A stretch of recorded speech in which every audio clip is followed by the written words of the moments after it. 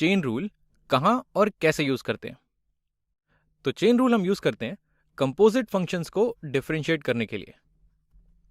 Composite functions, अब अगर हम याद करने की कोशिश करें तो कुछ फंक्शंस तो हमारे सिंपल होते हैं।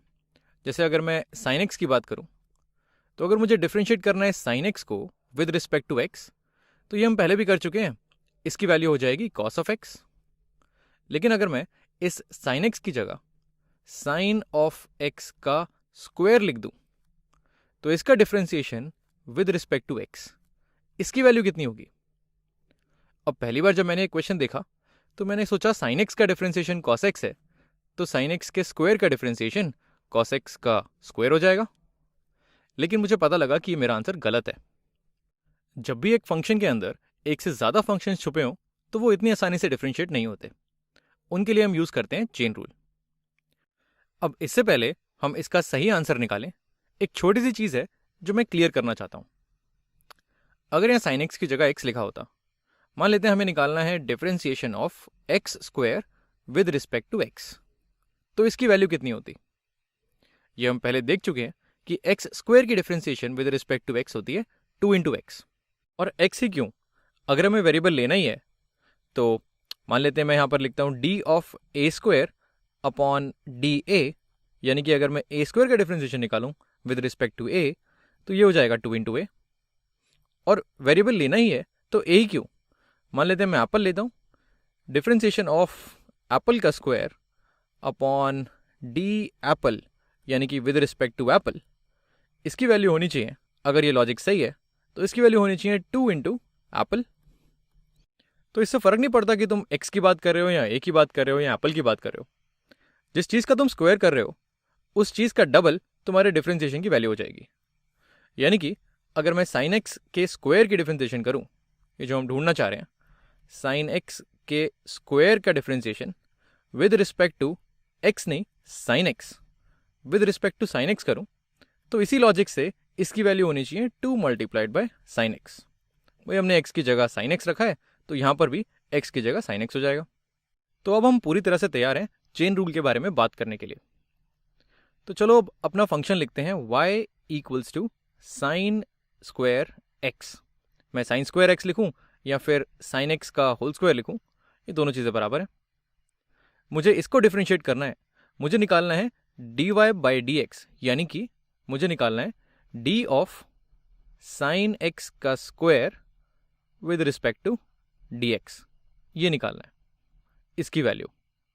तो चेन रूल कहता है कि अगर तुम मुझे बता दो कि x किस किस फंक्शन से कब कब बात करता है, तो मैं तुम्हें इसका डेरिवेटिव यानी कि इस क्वेश्चन का आंसर बता दूंगा। तो इसके लिए चलो x को पकड़ते हैं। x हमारा सबसे पहले साइन के पास जाता है, यानी कि अगर मैं यहाँ लिखूं तो x सबसे पहले साइन के पास जाता है और ये बन जाता है साइन ऑफ x, ये हमारा साइन x बन गया। लेकिन यहां पर कहानी हमारी खत्म नहीं होती। अब हम करते हैं साइन एक्स का स्क्वायर, तो साइन एक्स का हो जाता है हमारा स्क्वायर, यहां मैं लिखता हूं स्क्वायर, और यहां मुझे मिलता है साइन ऑफ एक्स का स्क्वायर। तो चेन रूल के हिसाब से अगर तुम्हें साइन एक्स के स्क्वायर का डिफरेंशिएशन चाहिए विद रिस्पेक्ट टू एक्स, अगर तुम्हें ये वैल्यू चाहिए तो इसको तुम एक एक स्टेप करके निकाल सकते हो। अगर मैं पहले साइन एक्स के स्क्वायर का डिफरेंशिएशन साइन एक्स के हिसाब से लूं और फिर साइन एक्स का डिफरेंशिएशन एक्स के हिसाब से लूं, तो चेन रूल कहता है कि मेरा आंसर सेम आएगा। यानी कि तुम पूरी चेन की डिफरेंशिएशन एक एक स्टेप करके भी कर सकते हो, शायद इसीलिए इसको चेन रूल बोलते हैं। तो चलो इसको सॉल्व करते हैं, यहां मैं थोड़ी सी जगह बनाता हूं। अगर मैं साइन एक्स के स्क्वायर की डिफरेंशिएशन करूं with respect to sine x, ये तो हमने ऑलरेडी किया हुआ है। अगर मैं यहां लिखूं d ऑफ साइन एक्स का square with respect to sine x, यानी कि d ऑफ साइन एक्स, तो ये तो हम अभी देख चुके हैं कि किसी भी चीज़ के स्क्वायर का डिफरेंशिएशन करोगे तो 2 टाइम्स वही चीज़ आ जाएगी। तो इसकी वैल्यू हो जाएगी, ये हो जाएगा 2 टाइम्स साइन एक्स।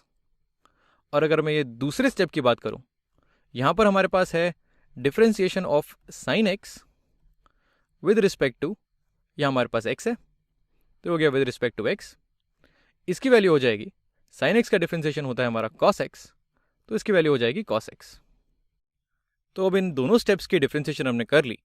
अगर हम इन्हें मल्टीप्लाई कर दें तो इसकी लेफ्ट हैंड साइड में ऊपर है हमारे पास डी ऑफ साइन एक्स और यहाँ पर नीचे है हमारे पास डी ऑफ साइन एक्स, ये कट जाएगा और ये हो जाएगा d of sine square x upon d x, जो हमें निकालना है, d of sine square x upon d x.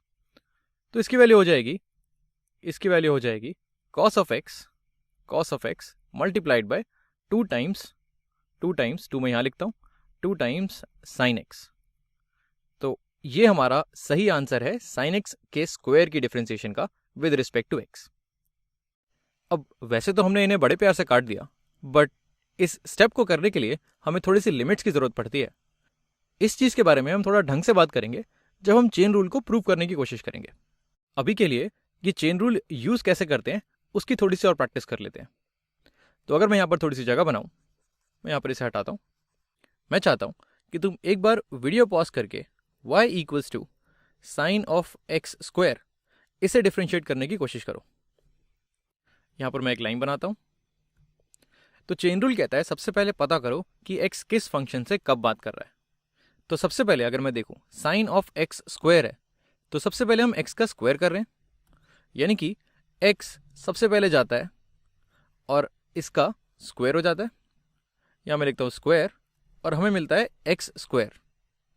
अब ये एक्स स्क्वायर साइन के पास जाता है, ये एक्स स्क्वायर जाता है साइन के पास और अब हमें मिलता है साइन ऑफ एक्स स्क्वायर।